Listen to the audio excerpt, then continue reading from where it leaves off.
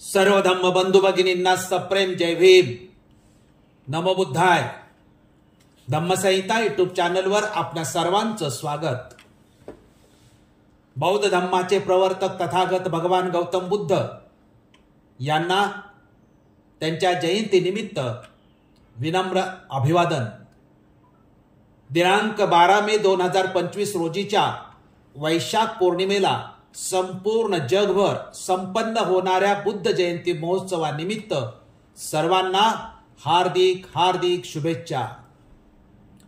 बुद्ध जयंती निमित्त वैश्विक दीपस्तंभ तथागत भगवान बुद्ध हा विशेष भाग सादर करीत आहे.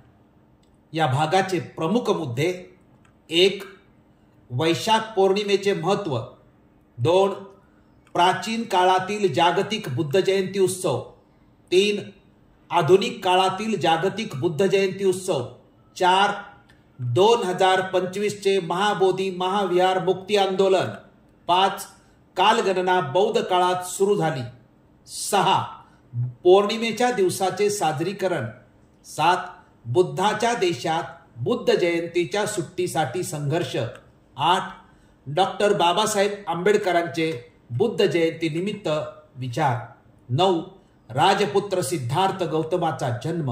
10. बोधिसत्वाला संबोधी बुद्धत्व म्हणजेच ज्ञानप्राप्ती. 11. तथागत भगवान गौतम बुद्धाचे महापरिनिर्वाण. स्पष्टीकरणाचा पहिला मुद्दा वैशाख पौर्णिमेचे महत्त्व हा आहे आणि याचे स्पष्टीकरण असे की सिद्धार्थ गौतमाचा जन्म लुंबिनीत झाला आणि सिद्धार्थ गौतमाला बुद्धत्व प्राप्ती बुद्धगयेत झाली, म्हणजे तथागत बुद्धांचा जन्म बुद्धगयेत झाला. बुद्धांचे महापरिनिर्वाण कुशीनगर इथे झाले. जन्म, बुद्धत्व प्राप्ती आणि महापरिनिर्वाण यांची वेळ आणि स्थळे वेगवेगळी असली तरी या तिन्ही ऐतिहासिक घटना मे महिन्यात येणाऱ्या वैशाख पौर्णिमेला घडलेल्या आहेत. म्हणून बौद्ध धम्मात सर्वच पौर्णिमा महत्त्वाच्या असल्या तरी इतर कोणत्याही पौर्णिमेपेक्षा वैशाख पौर्णिमा ही अधिक वैशिष्ट्यपूर्ण आहे. इतिहासाच्या कालखंडात हा दिवस युगप्रवर्तक ठरला आहे. स्पष्टीकरणाचा दुसरा मुद्दा प्राचीन काळातील जागतिक बुद्ध जयंती उत्सव हा आहे आणि याचे स्पष्टीकरण असे की गुरुगोपाल चक्रनारायण बौद्ध बहुजनांचे सण या पुस्तकामध्ये लिहितात की अमावस्या, पौर्णिमा, अष्टमी तसेच महापुरुषांची जयंती हे बौद्धांचे सण आहेत. जगातील पहिले धर्मशास्त्र बौद्ध सम्राट अशोकाचा शिलालेख हे आहे. जगातील पहिले प्रार्थना स्थळ बौद्ध विहार हे आहे. जगातील पहिले धर्मप्रचारक बौद्ध भिक्षू आहेत. जगातील पहिली मूर्तीपूजा महायान बौद्धांनी सुरू केली. चांद्र सौरमास ही कालगणना सुद्धा बौद्धांनीच सुरू केली. चिनी प्रवासी फाइयान वेन्सांग इत्सिंग यांच्या प्रवास वर्णनात चीन पासून ते भारतापर्यंतच्या सर्वच देशात जागोजागी बुद्ध जयंतीचा उत्सव त्या काळात मोठ्या उत्साही वातावरणात साजरा केला जात होता याचे संदर्भ आहेत. भारतातील त्या काळात असलेल्या नालंदा, तक्षशिला सारख्या विद्यापीठात शिक्षण घेण्यासाठी आलेले विद्यार्थी पुन्हा आपापल्या देशात मोठे झालेले संदर्भ आपल्याला आढळतात. त्यांच्या माध्यमातून बुद्ध जयंती साजरी होत होती. जगाच्या पाठीवर अनेक देश अनेक काळात या जगात आजचे धर्म, मजहब जन्मास यावयाच्या कितीतरी अगोदर धम्मसंगीती भरल्या होत्या. त्या धम्मसंगीती म्हणजे धर्म परिषद इसवी सना अगोदरच्या आहेत. Egypt, Africa, Greek, Europe, Korea, Manchurian, चीन, जपान, लंका, जावा, सुमात्रा, म्यानमार, थायलंड हे देश जन्मास येण्या अगोदरपासून बौद्ध पौर्णिमा साजरी होत आहे. भारतात सम्राट अशोक, सम्राट कनिष्क, सम्राट हर्षवर्धन यांच्या काळात बुद्ध जयंतीचा दिवस मोठ्या प्रमाणात साजरा होत होता. सम्राट अशोकाचे काळास जगाचा बौद्धमय काळ म्हणतात, तसेच सम्राट कनिष्काच्या काळास जगाचा बौद्धमय काळ म्हणतात. या काळातील बुद्ध जयंती उत्सवाचे वर्णन पुरातत्व इतिहासकारांनी केल्याचे संदर्भ आढळतात.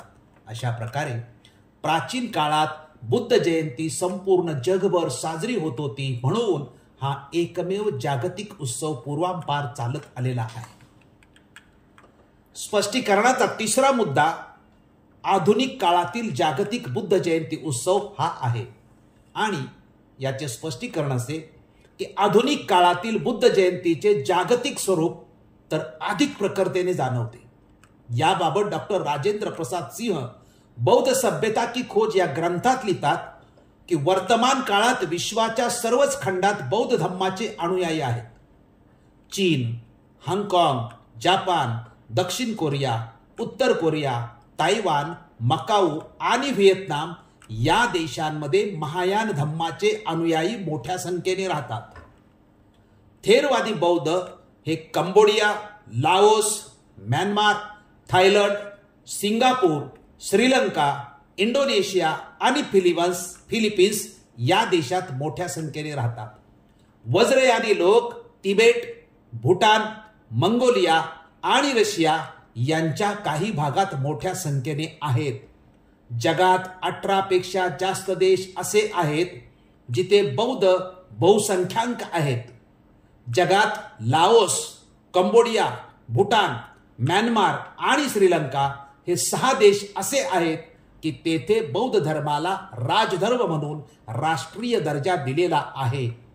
या व्यतिरिक्त वर्तमान जगात जेवढे देश आहेत त्या प्रत्येक देशात बौद्ध धर्म कमी जास्त प्रमाणात आहेच. आधुनिक काळातील प्रगतिशील असलेल्या युरोप खंडातील देशात सुद्धा बौद्ध धर्म वाढीचे प्रमाण जास्त आहे. म्हणून जगातील सर्वच देशात वैशाख पौर्णिमेचा उत्सव अतिशय उत्साही वातावरणामध्ये संपन्न होत असतो. भारतात 1956 सालापर्यंत परंपरागत बौद्ध बुद्ध जयंतीचा उत्सव साजरा करीत होते. परंतु 1956 साली डॉक्टर बाबासाहेब आंबेडकरांनी बौद्ध धम्माची दीक्षा स्वतः घेऊन आपल्या लाखो अनुयायांना सुद्धा दिली. त्यानंतर बुद्ध जयंती देशभरात उत्साहात संपन्न होताना आढळते. आज भारतात सुद्धा बौद्ध अनुयायी मोठ्या संख्येने आहेत.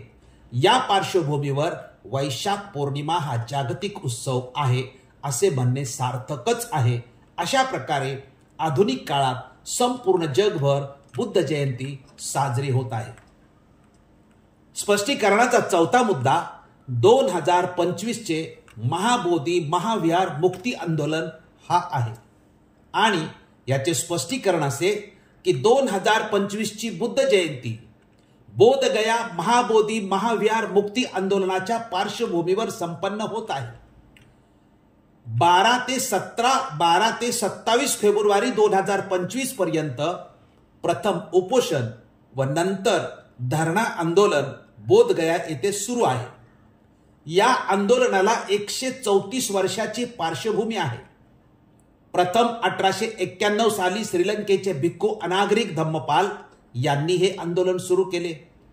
बरोबर 100 वर्षांनी म्हणजे 1992 साली जपानचे भिक्खू सुरई ससाई यांनी आंदोलन सुरू केले. आणि आता तिसऱ्या टप्प्यात आकाश लामा यांच्या नेतृत्वाखाली हे आंदोलन सध्या सुरू आहे. देश विदेशातील बौद्ध अनुयायांकडून या आंदोलनाला सकारात्मक प्रतिसाद मिळत आहे. आंदोलनाच्या आयोजकाद्वारे या वर्षीची बुद्ध जयंती बोधगया येथे संपन्न करण्यासाठी बौद्ध अनुयायांनी लाखोच्या संख्येने यावे असे आवाहन करण्यात आलेले आहे. बौद्ध अनुयायांनी या आव्हानाला सकारात्मक प्रतिसाद देऊन विभागातून बोधगयेला जाण्याची तयारी सुरू केली आहे. 12 लाख बौद्ध अनुयायांनी बोधगयेला यावे अशी आयोजकांची अपेक्षा आहे. देशातील पारंपरिक धर्मांतरित व विविध संप्रदायातील असे सर्वच बौद्ध अनुयायी या आंदोलनाच्या निमित्ताने एकत्र आलेले आहेत हे चित्र आहे. ही एक ऐतिहासिक, आशादायी आणि भारतातील बौद्ध धर्माच्या वाढीसाठी मैलाचा दगड ठरणारी ऐतिहासिक घटना आहे. भविष्यात भारतीय बौद्ध समाज एकसंघ होण्याचे हे आशादायी चित्र निर्माण झालेले आहे. आणि म्हणून भारतीय बौद्धासाठी या वर्षाची बुद्ध जयंती विशेष आहे हे लक्षात घेतले पाहिजे. स्पष्टीकरणाचा पाचवा मुद्दा, कालगणना बौद्ध काळात सुरू झाली हा आहे आणि याच्या स्पष्टीकरणासाठी अमावस्या, पौर्णिमा, अष्टमी, आठवडा, आठवडी बाजार, जत्रा यांची निर्मिती नेमकी कशी झाली व त्यावर आधारित कालगणना आणि कॅलेंडर कशी सुरू झाली आहेत याची संक्षिप्त माहिती आपण घेऊया. बौद्ध कॅलेंडरनुसार 2025 या वर्षाची वैशाख पौर्णिमा रविवार दिनांक 11 मे रोजी रात्री 8:01 सुरू होऊन ती 12 मे रोजी रात्री 10:25 समाप्त होणार आहे. या काळात वैशाख पौर्णिमा उत्सव संपन्न केला जाईल. ही तारीख इंग्रजी कालगणनेनुसार असली तरी जगात कालगणना बौद्धांनी सुरू केली आहे हे सुद्धा जयंतीच्या निमित्ताने लक्षात घेतले पाहिजे. याच्या माहितीबद्दल गुरु गोपाल चक्रनारायण लिहितात की कालगणना ही बुद्धापासून सुरू झाली. त्याला बुद्धाब्द म्हणतात. बुद्धांचा जन्म बौद्ध पौर्णिमेला झाला आणि महापरिनिर्वाण सुद्धा बौद्ध पौर्णिमेला झालेले आहे. ही घटना कालगणना करण्यास कामी आली. याच घटनेमुळे मानवाला कालगणना करण्याची कल्पना आली. बुद्धांचा जन्म आणि मृत्यू कालगणनासाठी क्रांती करून गेला. कालगणनाची क्रांती तर झालीच, पण चांद्र सौर मासाला आणि दिवसाला कोणती नावे द्यावीत हा प्रश्न निर्माण झाला. मग मानवाने दिवसाला दशशिलाप्रमाणे नावे दिलीत. पौर्णिमा, एकादशी, द्वादशी, तृतीया, चतुर्थी, पंचमी, षष्टमी, सप्तमी, अष्टमी, नवमी, दशमी, एकादश, द्वादश, तृतीया, चतुर्थी व अमावस्या. पुन्हा एकादश, द्वादश, तृतीया आणि पौर्णिमा असे नाव प्रथम दिल्या गेलेले आहेत. चांद्र सौरमास दशशिलात बसवलेले आहेत. ही दिवसाची पहिली दिलेली नावे आहेत. यातूनच बौद्ध सणांचा, जत्रांचा व आठवडी बाजारांच्या दिवसांचा जन्म झालेला आहे. पौर्णिमा त्यानंतरची अष्टमी, अमावस्या त्यानंतरची अष्टमी म्हणजे अमावस्या आणि पौर्णिमा या दोन्हींच्या मधील 2 अष्टमी असे महिन्याचे 4 भाग म्हणजेच 4 आठवडे निर्माण झालेले आहेत. याच दिवशी बहुसंख्य लोक बुद्ध दर्शनाला जात असत. बुद्ध पौर्णिमेची आठवण राहावी म्हणून बौद्ध लोक सतत आकाशाचे निरीक्षण करीत असत. कारण जुन्या काळातील लोकांचे चालते फिरते आकाश हेच कॅलेंडर होते. चांद्र सौर मासात चंद्राच्या वेगवेगळ्या कला ह्याच दिवसांची नावे होती. चांद्र सौर मासात चंद्राच्या कलेचे निरीक्षण करता बौद्ध विद्वानांनी खगोलशास्त्राचा शोध लावला आहे. आता माहिती आणि तंत्रज्ञानाच्या युगात चांद्र सौर मासाचे सूक्ष्म निरीक्षण करून दिनदर्शिका तयार केल्या जातात. तसेच आता रविवार, सोमवार, मंगळवार, बुधवार इत्यादी आणि संडे, मंडे, ट्यूसडे, वेन्सडे अशी इंग्रजी नावे दिलेली आहेत. पण याचा जन्म हा एकादशी, द्वादशी, तृतीया या नावावरूनच झालेला आहे. गुरुगोपाल चक्रनारायण लिहितात की पुढे सुधारित कालगणना बौद्ध सम्राट कनिष्क राजा याचा पुत्र शालिवान या राजाने सुरू केली. ते वर्ष इसवी सन 78 होय. याला शक म्हणतात. शके अधिक 78 बरोबर इसवी सन मिळते आणि इसवी सन 78 शके मिळते. हीच कालगणना हिंदू राजांनी स्वीकारली. त्यामुळे इंग्रजांच्या आगमनापर्यंत किंवा आक्रमणापर्यंत शालिवान शके भारतात सुरू होते. गुढीपाडवा हा सण शालिवान शके आरंभ दिन म्हणून साजरा केला जातो. शालिवान हा बौद्ध सम्राट कनिष्काचा मुलगा होय. शालिवान शके अगोदर ही बौद्ध होते. याचा सरळ अर्थ हाच की कालगणना बौद्ध काळात सुरू झालेली आहे आणि 600 वर्षांनी त्यात सुधारणा केलेली आहे. शालिवान शके ही जगातली पहिली कालगणना ठरलेली आहे. चक्रनारायण लिहितात की नंतर इंग्रजांनी इंग्रजी कॅलेंडर सुरू केले. ते ख्रिस्त जन्मापासून सुरू होते असे म्हणतात. त्यालाच इसवी सन असे म्हणतात. असे असले तरी येशू ख्रिस्ताचा जन्मदिन मिळालेला नाही, कारण साल 1 हे जानेवारीला सुरू होते आणि येशूचा जन्म हा 25 डिसेंबरला साजरा केला जातो. हाच तो पुरावा आहे. बुद्धाब्दाचे तसे नाही. बुद्धाब्द सत्यावर आधारलेला अचूक आहे. त्यामुळे बुद्धाब्द हेच योग्य व पहिले सत्य आहे, असे गुरु गोपाळ चक्रनारायण यांचे स्पष्ट व ठाम म्हणणे आहे. स्पष्टीकरणाचा 6वा मुद्दा पौर्णिमा दिवसाचे साजरीकरण हा आहे आणि याचे स्पष्टीकरण असे: पौर्णिमा आणि अमावस्येला ज्याप्रमाणे समुद्रात भरती ओहोटी येते, तसेच मानवी शरीरात सुद्धा रक्ताचा प्रवाह कमी अधिक होत असतो. याचा शरीरावर आणि मनावर सकारात्मक किंवा नकारात्मक परिणाम होताना दिसत असतो. अनेक धर्मात पौर्णिमा आणि अमावस्येच्या संदर्भात वेगवेगळ्या कल्पना आहेत. बौद्ध धर्मात पौर्णिमा या दिवसाचे महत्त्व पाली वाङ्मयामध्ये उपोषध दिवस म्हणून मानले गेले आहे. उपोषध दिवस जगातील बौद्धांकरता अत्यंत महत्त्वाचा दिवस आहे. या दिवशी बौद्ध लोकांची विशिष्ट अशी आचरण पद्धती असते. प्रामुख्याने या दिवशी बौद्ध भिक्खू भिक्खुनी पातिमोक्ष्याचे पठण करीत असतात आणि उपासक उपासिका अष्टशील ग्रहण करून संपूर्ण दिवस शिलाचरण करीत असतात, म्हणजेच धम्मानुसार आचरण करीत असतात. यालाच पालीमध्ये धम्मं चरेति सुचरितं असे म्हटले गेले आहे. पौर्णिमेच्या दिवशी बौद्ध उपासक उपासिका विहारात जाऊन मोठ्या प्रमाणात दानशील भावना हे त्रिविध पुण्यकर्म करून पुण्यार्जन करीत असतात. यालाच बौद्ध धर्मात त्रिविध पुण्यक्रिया असे सुद्धा म्हटले जाते. अशा प्रकारे अनेक महत्वाचे आचरण बौद्ध लोकांच्या हातून घडत असतात. सांस्कृतिक दृष्टीने सुद्धा याचे महत्व आहे. पौर्णिमेच्या दिवशी बौद्ध धर्मात घडलेल्या घटनांचे स्मरण करून या दिवशी जगातील बौद्ध उपासक उपासिका धार्मिक व सांस्कृतिक दृष्टीने कुशल आचरण करण्याचा संकल्प करीत असतात. या आचरणाचा सकारात्मक परिणाम त्यांच्या शारीरिक, मानसिक, व्यावहारिक आणि आध्यात्मिक जीवनात मोठ्या प्रमाणात होत असतो. प्रत्येक पौर्णिमेला बौद्ध धर्मात घडलेल्या घटनांचे स्मरण करून मनामध्ये त्रिरत्नाप्रती दृढ श्रद्धा निर्माण व्हावी व आपल्या आचरणातून कुशल आणि कुशलच कर्म घडावे, हा शुद्ध हेतू पौर्णिमा उत्सवांचा आहे. स्पष्टीकरणाचा 7वा मुद्दा बुद्धाच्या देशात बुद्ध जयंतीच्या सुट्टीसाठी संघर्ष हा आहे आणि याचे स्पष्टीकरण असे: जग में बुद्ध का नाम है, यही भारत की शान है. चीनमधील म्हण आहे की जन्माला यायचं असेल तर भारतात यावे, कारण तो बुद्धाचा देश आहे. बुद्धाला विश्वगुरु म्हणून प्राचीन काळापासून मान्यता मिळालेली आहे. बुद्धाला विश्वगुरु म्हटल्यामुळेच तर भारत हा विश्वगुरु आहे. परदेशी जाणाऱ्या भारतीयांना बुद्धाच्या देशातून आल्याचा उल्लेख करताच सन्मान मिळतो, हे वास्तव आहे. स्वतंत्र भारताचे पहिले प्रधानमंत्री परदेशात गेल्यानंतर स्वाभिमानाने म्हणायचे की मी बुद्धाच्या देशातून शांतीचा संदेश घेऊन आलोय.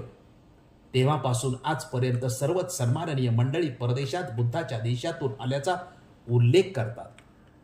प्राचीन काळात बुद्ध तत्वज्ञानावर ज्या सम्राटांनी भारत निर्माण केला होता, त्या भारतभूमीला आशिया खंडातील इतर देश स्वर्गाची उपमा देत होते. जगामध्ये भारत देशाचा स्वाभिमान, भारताचा गौरव तथागत बुद्धामुळे होतो, हे वास्तव आहे. असे असले तरी आधुनिक काळात बुद्धाच्या देशात बुद्ध जयंतीची सार्वजनिक सुट्टी मिळावी म्हणून संघर्ष करावा लागतो, हे सुद्धा एक वास्तव आहे. डॉक्टर बाबासाहेब आंबेडकर स्वातंत्र्यपूर्व काळापासून बुद्ध जयंतीची सुट्टी मिळावी यासाठी प्रथम ब्रिटिश सरकार व नंतर स्वतंत्र भारतातील सरकार यांच्याकडे प्रयत्न करीत होते. भारतात बुद्ध जयंतीची सार्वजनिक सुट्टी मिळावी यासाठी 1942 सालापासून बाबासाहेबांचा संघर्ष सुरू होता. ब्रिटिश काळखंडात याला प्रतिसाद मिळाला नाही. स्वातंत्र्य मिळाल्यानंतर यश मिळाले.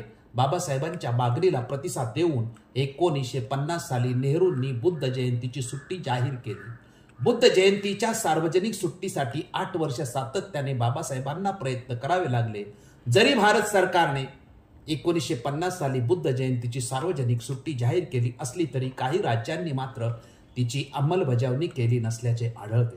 2015 साली पश्चिम बंगालमधील बौद्धांच्या संघर्षानंतर बुद्ध जयंतीची सुट्टी मिळाली, हे त्यातील एक उदाहरण आहे.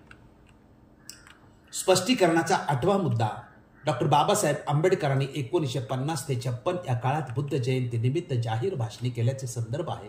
त्याचे स्पष्टीकरण असे की 2 मे 1950 साली दिल्लीत बुद्ध जयंती निमित्त आयोजित कार्यक्रमात प्रथम बुद्ध धम्माचा उघडपणे स्वीकार पुरस्कार केला.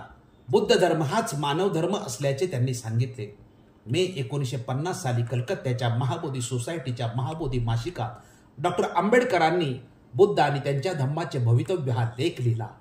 20 मे 1951 रोजी दिल्लीतील बुद्ध जयंतीला केलेल्या भाषणात बुद्ध धर्म कसा श्रेष्ठ आहे ते मांडले आणि 27 मे 1953 रोजी नरे पार्क वरळी मुंबई येथे बुद्ध जयंती निमित्त केलेल्या भाषणात अनुयायांना बौद्ध धम्म स्वीकारण्याचे आव्हान केले. 1956 साली बुद्ध जयंतीचे भाषण मुंबईतील नरे पार्क येथे बाबासाहेब आंबेडकरांचे झाले. स्पष्टीकरणाचा 9वा मुद्दा, राजपुत्र सिद्धार्थ गौतमाचा जन्म हा आहे आणि याची माहिती अशी की वैशाख पौर्णिमेचे तथागत भगवान बुद्ध यांच्या जीवनात फार महत्व आहे. तथागत भगवान बुद्ध यांचा जन्म, ज्ञानप्राप्ती आणि महापरिनिर्वाण हे वैशाख पौर्णिमेला झालेले आहे. या व्यतिरिक्त यशोधरेचा जन्म, सिद्धार्थ व यशोधरा यांचा विवाह व यासारख्या अनेक घटना वैशाख पौर्णिमेला घडलेल्या आहेत. वेळेअभावी इथे आपण जन्म, ज्ञानप्राप्ती व महापरिनिर्वाण या 3 घटनांचाच आढावा घेणार आहोत. प्रथम सिद्धार्थाच्या जन्माची माहिती. ती अशी की राणी महामाया प्रसूतीसाठी माहेरी म्हणजेच देवधह येथे जात असताना कपिलवस्तू आणि देवधह यांच्या दरम्यान नेपाळ तराईच्या अरण्यामध्ये लुंबिनी नावाचे अत्यंत सुंदर वन लागते.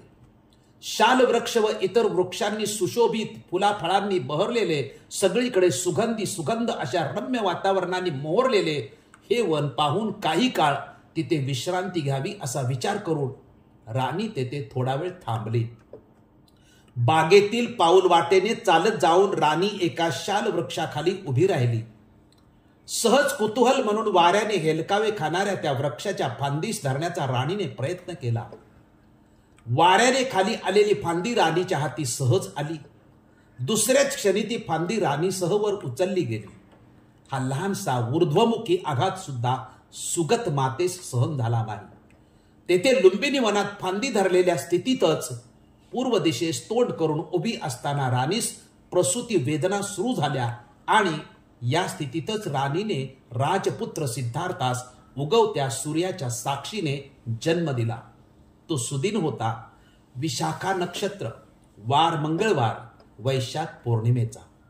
इसवी सन पूर्व 563 इकडे वैशाख चतुर्दशीचा चंद्र क्षितिजाच्या कुशीत प्रवेश करतो आहे आणि तिकडे शुद्ध पंचमीचा म्हणजेच वैशाख शुद्ध पौर्णिमेचा सूर्य पूर्ण रूपात दर्शन देतो आहे. हा पावन क्षण होता शाक्य संवत 68चा. या स्थळाचे आजचे स्थानिक नाव रुम्मिनदेई हे आहे. स्पष्टीकरणाचा 10वा मुद्दा, बोधिसत्वाला संबोधी बुद्धत्व म्हणजेच ज्ञानप्राप्ती हा आहे.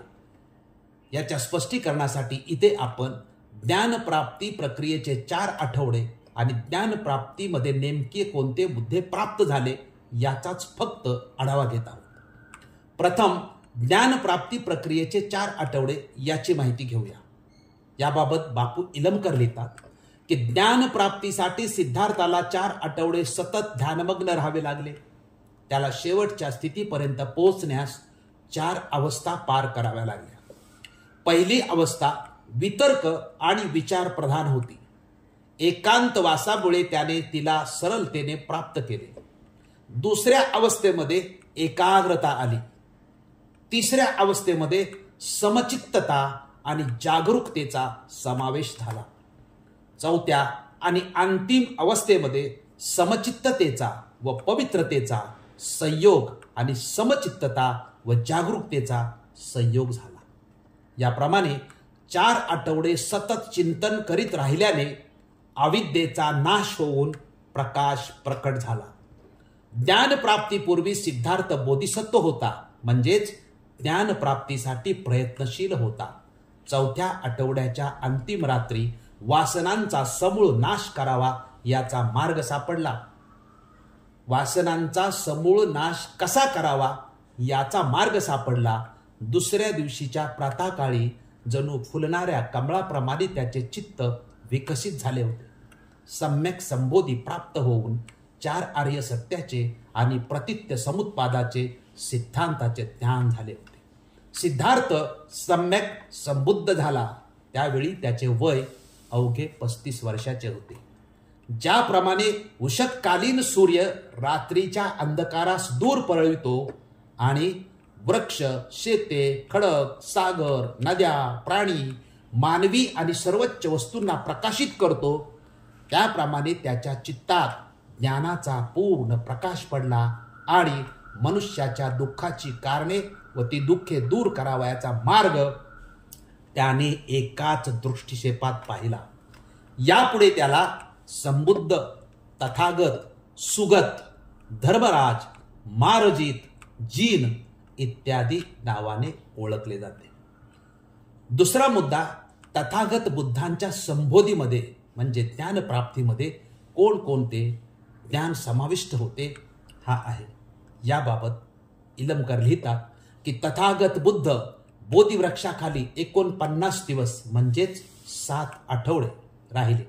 बुद्ध धम्माविषयीच्या बौद्ध वाङ्मयात ज्या गोष्टी वाचावयास मिळतात त्या सर्व तत्वप्रणालीचे मनन चिंतन केले. त्यांना ज्ञेय अज्ञेयाचे स्वरूप, आर्य अष्टांगिक मार्ग, शक्याशक्य, गुणा व गुणांचे मूळ कारण, प्राणीमात्रांचे विचार जाणणे, सृष्टीचे नियम, संवेदनाचे मोहजाल, इच्छांचा बिमोड करण्याची साधने, कुणाही व्यक्तींचा तसेच वस्तूंचा जन्म आणि पुनर्जन्म यातील फरक, या गोष्टी ज्ञानप्राप्तीमध्ये प्रमुख होत्या. 4 आर्य सत्य व प्रतित्य समुत्पाद इत्यादीचे यथार्थ ज्ञान यांनाच प्रज्ञा म्हटलेले आहे. तसेच सम्यक संबुद्धाला 10 गोष्टींचे बळ सुद्धा प्राप्त झाले होते. स्पष्टीकरणाचा 11वा मुद्दा तथागत भगवान बुद्धांचे महापरिनिर्वाण हा आहे. आणि याचे स्पष्टीकरण असे की भगवंत वैशाली येथे भिक्खू संघास मुक्कामास असताना आनंदास जवळ बोलावून म्हणतात, आनंदा, तथागत आजपासून 3 महिन्यांनी म्हणजे वैशाखी पौर्णिमेस महानिर्वाण होतील. ते स्थान कुशीनगर असेल. तथागतांनी ही माहिती दिली तो दिवस माघ पौर्णिमेचा होता.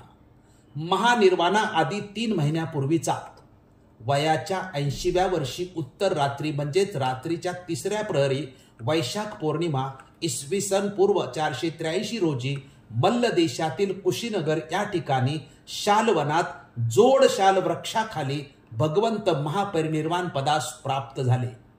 तो दिवस ही वैशाखी पौर्णिमेचाच वार शुक्रवारचा होता.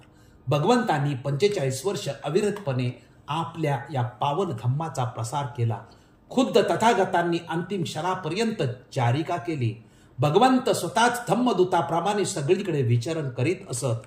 त्यांची श्रावस्ती व राजगृह ही धम्म प्रचाराची प्रमुख केंद्रे होती. त्यांनी सुमारे 75 वेळा श्रावस्तीस भेटी दिल्या व इतकेच नव्हे तर आपल्या जीवनातील एकूण 46 वर्षावासातील 25 वर्षावास एकट्या श्रावस्तीत राहून संपन्न केले. एकूण 24 वेळा त्यांनी राजगृहास भेटी दिल्या.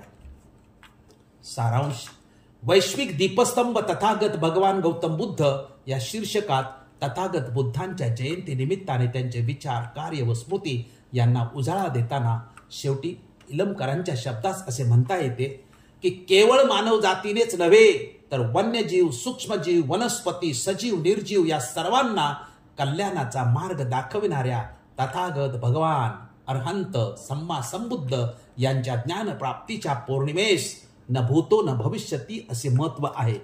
बुद्धाने आपल्या अनुत्तर ज्ञानाने मानवाला मानसिक गुलामगिरीच्या शृंखलेतून पूर्णता मुक्त केले. जगाच्या मानवी इतिहासात बुद्ध हेच प्रथम अतुलनीय व्यक्ती होते की ज्याने मनुष्याला महत्व दिले. दुःखात, संकटात, आपत्ती विपत्तीत आणि भयावस्थेत अभयदान दिले. म्हणूनच महाकारुणिक सम्यक संबुद्धाच्या रूपात मानवतेला एक महत्वपूर्ण वरदान प्राप्त झाले. तथागत आपल्या संदेशात म्हणतात की मनुष्य जन्माने श्रेष्ठ ठरत नसतो, तो कर्माने श्रेष्ठ ठरतो. तुम्ही तुमच्या जीवनाचे शिल्पकार आहात. आपणच आपले स्वामी आहोत. कार्य तुम्हालाच करायचे आहे. मी केवळ मार्गदर्शक आहे. तुम्ही श्रेष्ठ आहात. तुम्ही शूरवीर बना, स्वयं प्रकाशित व्हा. तथागत बुद्धांचे महापरिनिर्वाणावेळी त्यांच्या मुखातून निघालेले अंतिम जे उद्गार आहेत कोणते? वयधम्मा संडखारा अपमादेन संपादेथ, म्हणजे सर्व संस्कार क्षणभंगूर आहेत, नष्ट होणारे आहेत, प्रमाद विहीन होऊन सत्य संपादन करा, असा हा लोकोत्तर बुद्ध आता ग्लोबल आहे, नोबल आहे, लाईट ऑफ वर्ल्ड आहे, म्हणजेच युद्ध नको बुद्ध हवा असे कळकळीने म्हणणाऱ्या जगाचे तथागत भगवान बुद्ध हे वैश्विक दीपस्तंभ आहेत. तथागत भगवान बुद्ध वैश्विक दीपस्तंभ याबद्दलची माहिती जयंती विशेष म्हणून सादर केली, ती आपण ऐकली व पाहिली, त्याबद्दल आपण सर्वांचे मनपूर्वक आभार मानतो. आपण हा व्हिडिओ जास्तीत जास्त लोकांपर्यंत पाठवून सहकार्य करावे ही विनंती. धन्यवाद.